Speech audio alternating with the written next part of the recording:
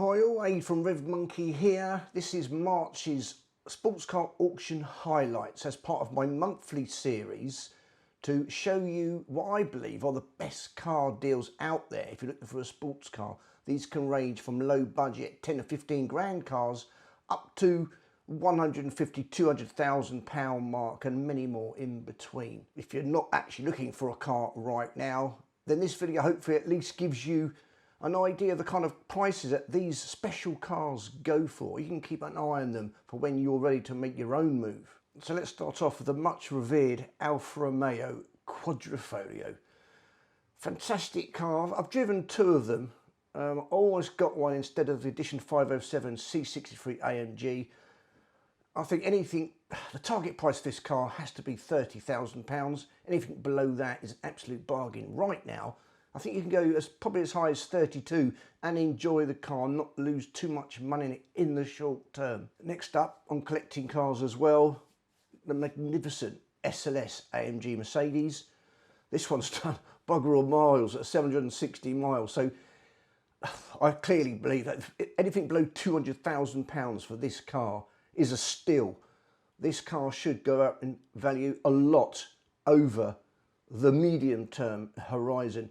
If ever there was an investment car, this is probably it. It ticks all the boxes. Next up, another car on my list of the 25 cars that I'd like to own, which you can see by clicking the link below in the description of that video that I made.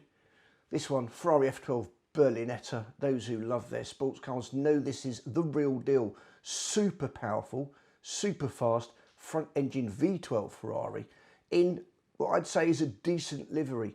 I think this is one of those Ferraris that doesn't look that good in red. I don't think Rosso Corso, for example, suits it whatsoever. I think Grigio, Silverstone, those sort of colours look very good. I think a triple layer paint, red or yellow, you can get away with. Also, Blue Le Mans or TDF is a stunning colour for it.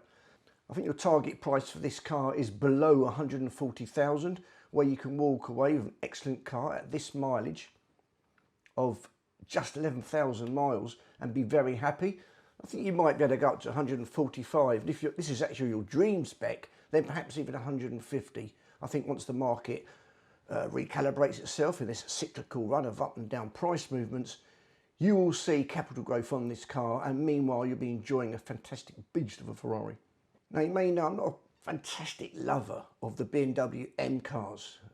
Two exceptions, probably the E30 M3 Evolution. The M1, which hardly really counts, a conjunction in the 1980s with Lamborghini, rather special. And I don't really like, not really, they're great cars, but I don't really like the M4. I think the M2 is too short and squat, although it's my sort of styling. The M4, yeah, M5 is a bit big, but a wicked car. But my pick of the lot is probably the M3, which is what it's meant to be. The new M3s are great cars. This is a competition version with mileage of 6,207. I think your target price is 50,000 for a steal, and where you'd walk away super happy. Maybe go up to 55,000 and still be somewhat happy. I think that's one of my target levels of price for this particular car with this mileage and that spec. Now remember, all the links of all of these cars that I'm showing are down below, so you can click through to them if they're still live or if they're in fact actually sold, or you can look back in the past on them. Next up, would you believe it now, 13 to 14 years old, and many John Cooper Works GP2 edition. This is the one with the wild spoiler at the back. Wicked liveries, they always look good. What struck me was that these cars are going for about 12 or 13,000, which is a lot of car for that sort of price, even with 51,000 miles, which I believe actually is probably about average for this sort of car. I mean, if you like your minis, I'm not the greatest lover of a mini, but this is a particularly special one, and they're known to be great road-holding cars. And at that price level, I don't think you can really go wrong. Right, another mark, you know, I'm not massively fond of relative to other cars in that price range is McLaren's. And that exceptions to that, I believe, is the LT series. 600 LT is on my list of the 25 cars I'd like to own, because that's decent value, about 130, 140. At the top end, you've got the 765 LT, you've got Spider variants throughout these LTs. In the middle, you've got the 675 LT, which is actually substantially faster than the 570 series based 600. certainly too much for the road. But 2015 675 LT, I show you now with just 12,500 miles. I think if you can get this below 200, that's a lot of money, but I think that's a good buy for this particular car. They're always going to be sought after, always remain limited editions. I'm seeing them on the open market between 205 and 225. So I think if you really want one of these in your life, going up to 205 isn't too bad. Right, lastly, on collecting cars, is a car I know a lot about. I used to have one. Now this one isn't Rosso Cremo, the perfect livery and spec for this car, but as a manual F430 Spider Ferrari, it remains very special. It's the last manual V8 Ferrari. Manuals are special anyway. It's likely to be a car that goes up in price. I believe they're undervalued. I'd expect you to be able to get this below £100,000. I think 95 would be a great price for this car. Anything below that is an absolute steal. If it goes to 100, it might be okay if this is your exact spec. It's black on black, hasn't got much of the way in carbon interior. And as you can see, 44,000 miles is quite a lot. You know, I say 90, 95 is about the right price for this car. If you get it even below that, then wow, fantastic. Superb car, you shouldn't lose money on it. Now moving on to Kahuna, a Ferrari 360 Challenge. Now don't mix this up with the 360 Challenge Stradale, which is the special version of that car. This is part of the Challenge series cars. Now as you can see, it's currently bid up 25,000. I don't know where this will go to, but what a fabulous track day car to have a Ferrari that you know you can ring out. The engines are pretty much bulletproof. Because it'll be our track use only, you should actually see more life out of the bushes, which is a common fault of this sort of car. I don't know what to go for, but it's currently bid 25. I mean, is it going to be below £50,000? I mean, what a way to get into a Ferrari. Fantastic. I mean, you could use it on the road, but it will rattle your fillings out. More details on the link shown below.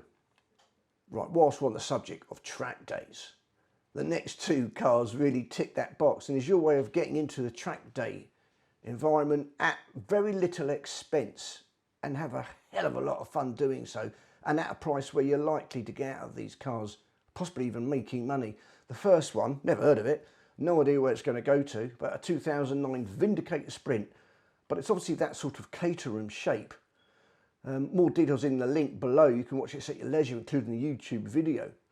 But what a cool little car. You'll be able to drive it to the track. Helmet recommended. Obviously on the track you have to wear one.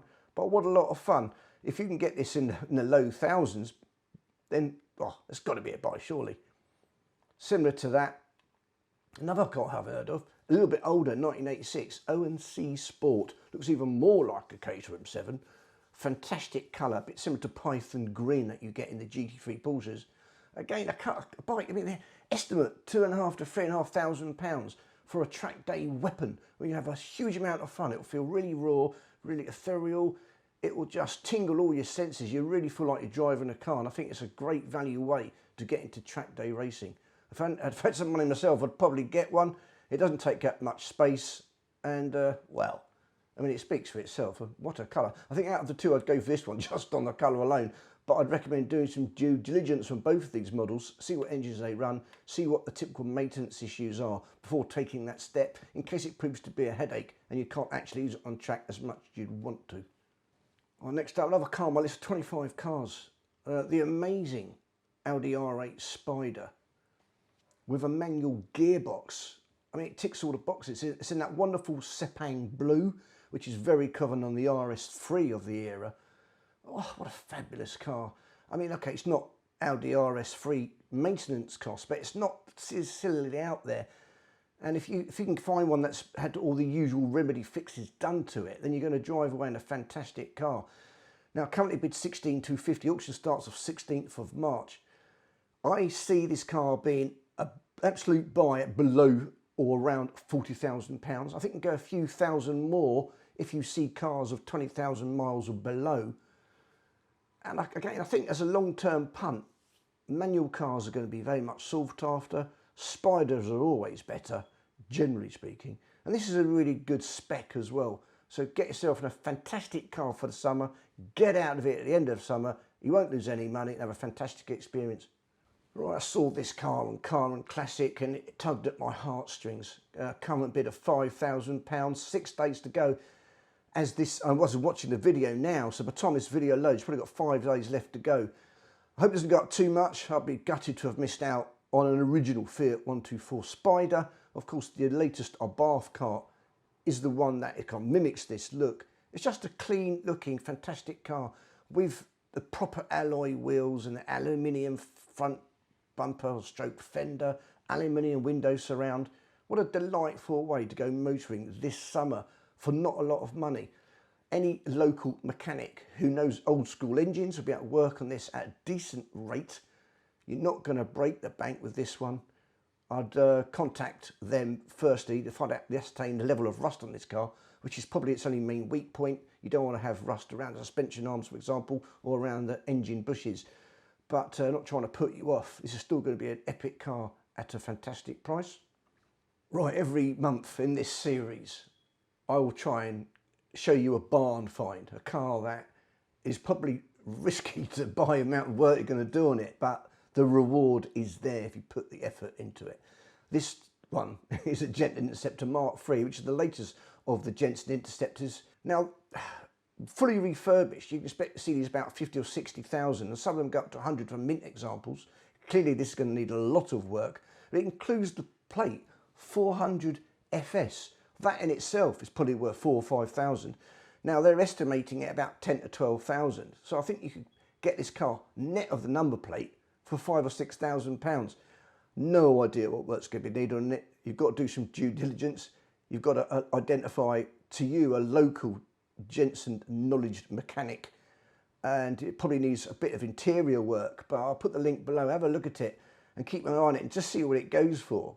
And hopefully it'll be a YouTuber and you'll see what they do with it. If I had the courage and the pure cojones and in fact the money to spend on doing this car up, what a fantastic video project this would be. But no, it's beyond me. It's beyond the capacity of what I'm willing to go for, but you might be different. Right, last up, also on classic car auctions with an estimated price of just 15 to 18,000 is a wonderful, wonderful, gorgeous 718 RSK Spider replica. I mean, the real thing is going to be the low millions, and even a dodgy one will be in about 500 to £750,000 area. I mean, what a gorgeous, gorgeous looking car. I think as a little run around and going to events, I can't imagine getting any more attention for a car at about 15 to 18,000 pounds. I think it's just buy it. I can't get this car. Missus would go mad if I had another car. I can't afford it anyway right now. Look at this. I'll show you some pictures in case you don't manage to click on the link below and look at it in detail. It's going to be super easy to run. Oh, it's just so gorgeous. I mean, look at that. Look at the proportions on this car. If you're a shrinking violet, do not get this car. If you like a bit of attention, like me, you're not afraid to stand out from the crowd, then, oh, wow. On that note, I'll leave it there. If you like this sort of content, this kind of monthly updates on the best cars out there to look at for auction, then make sure you subscribe. If you've got any comments about the cars, leave them down below. Make sure you hit that like button. It helps with the algorithm. I'm trying to grow the channel. Until next time, drive carefully out there.